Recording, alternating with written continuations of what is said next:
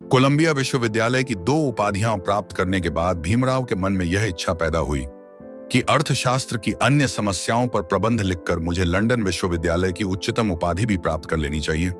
इस उपाधि को प्राप्त करने के लिए 2 साल लगेंगे। उस दौरान कानून की पढ़ाई करनी चाहिए और बैरिस्टर हो जाना चाहिए। मतलब बड़ौदा संस्थान के कर्ज से मुक्त होते ही मैं शांत रूप से वकालत कर सकता हूँ, सामाजिक कार्य कर सकता हूँ, किताबें भी लिख सकता हूँ। इस तरह का वैचारिक चिंतन भीमराव के मन में चल रहा था। बड़ौदा संस्थान की छात्रवृत्ति 3 साल के लिए थी और वह सन 1916 के जून माह में समाप्त होने वाली थी।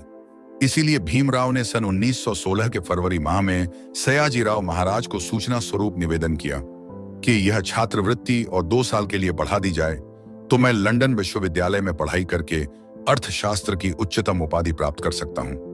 व्यवस्था के अनुसार महाराज ने भीमराव का निवेदन शिक्षा विभाग के विचारार्थ उनके पास भेज दिया। उस समय संस्थान के दीवान सर मनुभाई मेहता थे। शिक्षा विभाग के अधिकारी और दीवान ने छात्रवृत्ति जारी रखने से इनकार कर दिया। उन्होंने भीमराव को लिखित रूप में सूचना दे दी कि आप तुरंत बड़ौदा आइए और संस्थान की नौकरी स्वीकार कर लीजिए। इस सूचना से भीमराव बेचैन हो गए। उन्होंने अपनी मजबूरी प्रो सेलिगमन को बताई। उन्हीं की सलाह पर भीमराव ने महाराज बड़ौदा को विनती स्वरूप दूसरा निवेदन पत्र भेजा। उस पत्र पर प्रोफेसर सेलिगमन ने अपनी विस्तृत सिफारिश भी जोड़ दी थी। उसमें उन्होंने विस्तार से लिखा था कि भीमराव ने अभी तक सभी विषयों में कितना ज्ञान प्राप्त कर लिया है।